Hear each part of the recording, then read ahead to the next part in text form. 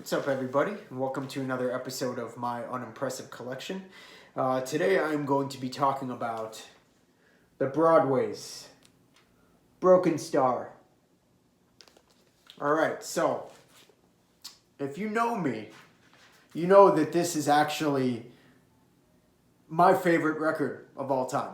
There's going to be not a million, maybe 50, 60, probably at the most, if I ever get there. 50 or 60 records that I talk about in total, where it seems like it's my favorite record of all time.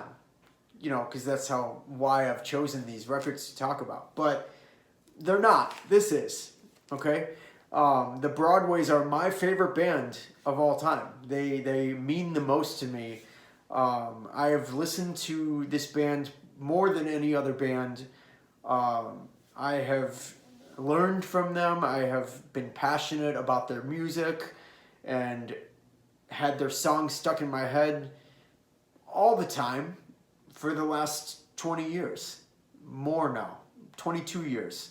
I first heard this band in 1998, around the time that they were active but pretty close to calling it quits. I think they were only around from like maybe mid 97 to like, I don't know, they might have even broken up in 98, but at the latest I think they were maybe around in 99, but I don't think so. They were a very short-lived band.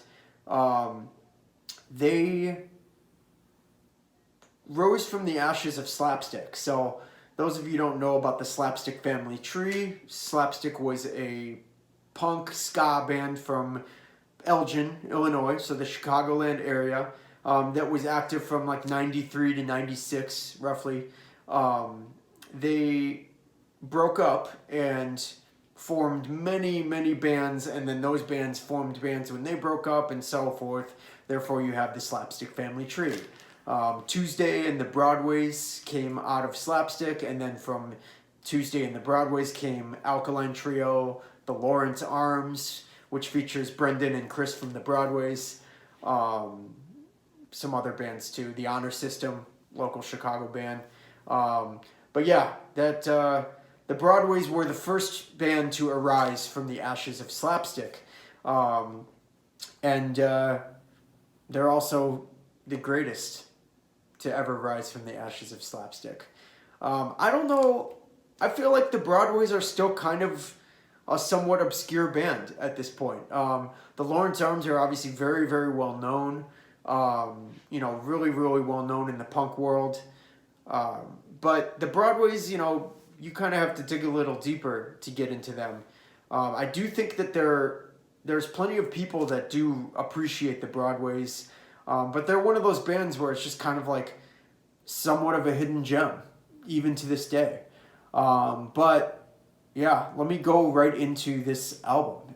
Broken Star was their first full-length, their only full-length. They did a collection of material called Broken Van after this was released, that has their first and second 7 inches, and like 7 like songs that they recorded before they broke up, which it's excellent, it's great. But Broken Star is their only proper full length. This is very, very gritty, gruff, but melodic punk rock. It's got like a Chicago sound to it because they kind of made it a Chicago sound, but it really pulls from bands like Jawbreaker, 15. Sounds a lot like 15. Yeah, it's fast and at times, but it's not like it's more just like kind of like a Screeching Weasel type of speed.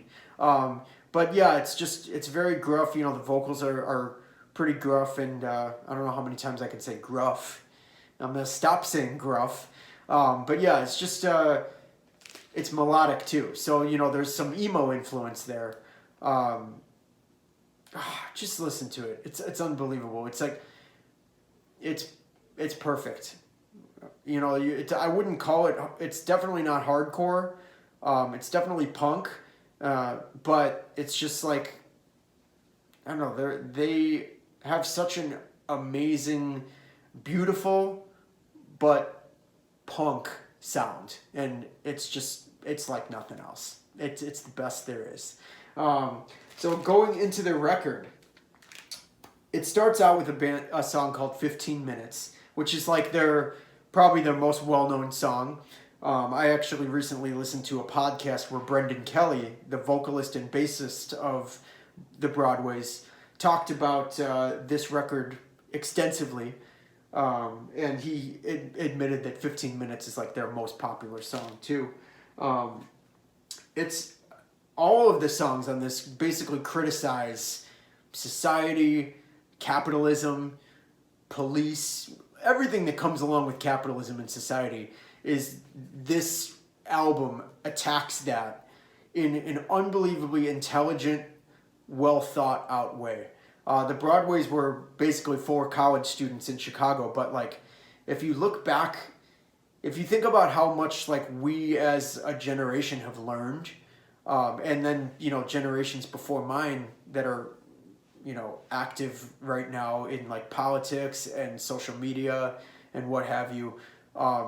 This goes back 22 years when this came out, or right around 98 or so, and they were ahead of that. People have been talking about politics and socio-political topics forever, right? But like in the punk world, I guess what I'm really trying to say is that these guys were definitely ahead of the curve in terms of how long it took me to come around to understanding this type of stuff. These guys were really, really, really fucking smart. And I don't know if they get praised enough for that, because this album, Broken Star, is like a Bible when it comes to socio-political awareness. Woke, as it's said today. The Broadways were woke as fuck in 1998, and it's something that I've grown to really appreciate about this. If you read the lyrics, I mean, I'll go through the songs. 15 Minutes is basically just about like seeing society just like ruin land and replacing it with like shopping malls and billboards and like product placement, fast food, all that stuff. Some of which I enjoy. I've got my Raising Cane's shirt on here, but it's like like McDonald's and like shit like that, and like the Gap, like that's what life is, and it wasn't always like that. And 15 Minutes just kind of like describes a person on their way to work and just like seeing all this shit on their way to work and just like getting depressed about it, and then kind of feeling like, well, maybe I'm the one who's crazy.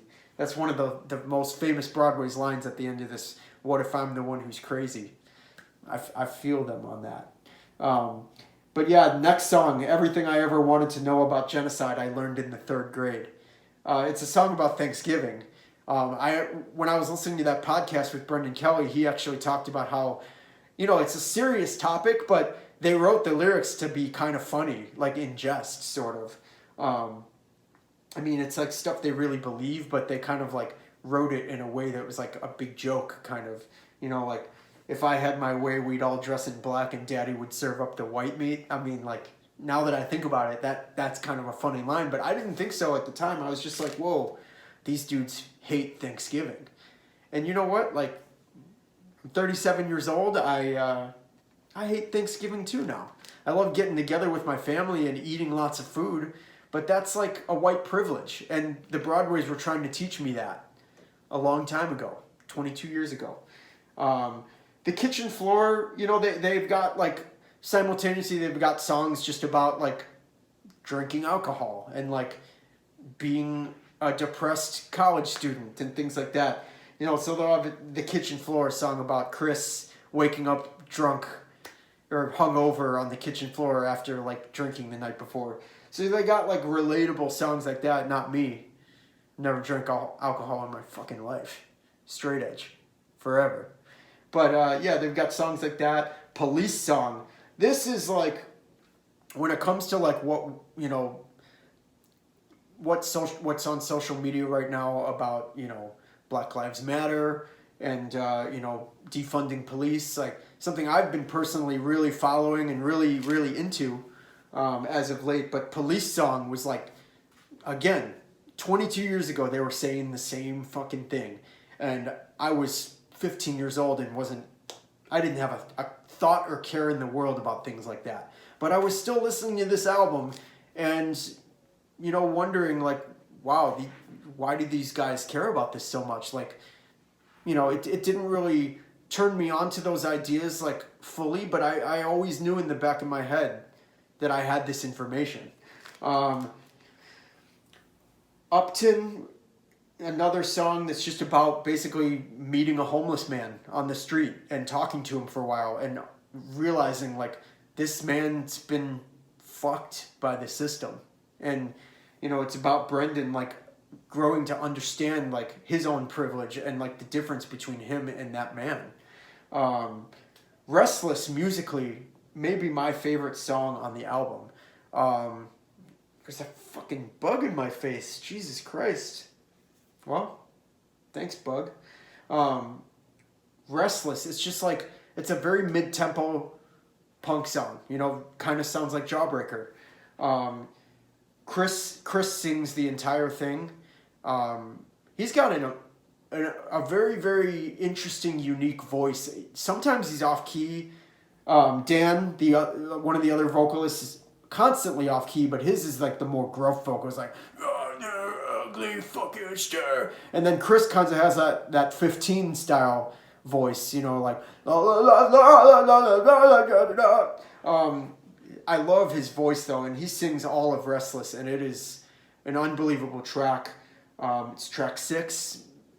If you're going to listen to this album in full, please do that. But if you're just looking for one song, go right to Restless, because it's been my favorite song of the Broadways for 2 decades. And it's a beautiful song. He talks about, like, again, just seeing what, the Industrial Revolution has done to the world, and, like ruined nature. They're total hippies, honestly. But God, I've never ever experienced an album that was so spot on and so educational in the form of punk rock. I mean, they really, really did what they could with punk to create this album, and it's inspiring. This is a very, very, very important album to me, and it's a very important punk rock album in general. God, I think it's mind-blowing what they accomplished with this.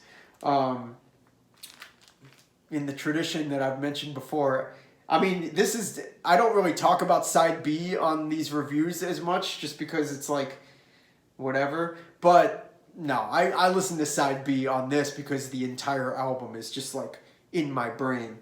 I Hear Things Are Just as Bad Down in Lake Erie, another incredible song. Ben Moves to California, another song just not about politics, but more just about like friendship and just missing an old friend. They've got songs like that, and they really, really are relatable. The album ends with The Nautical Mile, which is just...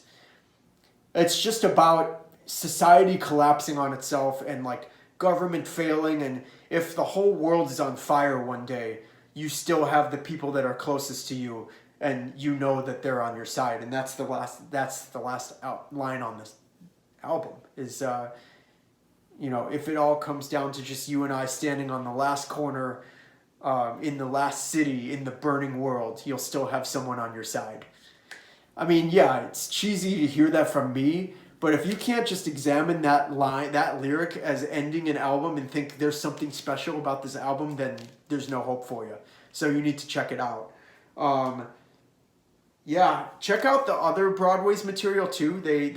I would just go straight to Broken Van because it pretty much collects every single other thing they did. And yeah, but really, really listen to this first and experience one of the greatest punk rock albums of all time and my favorite album of all time. All right? Thanks for listening. See you next time.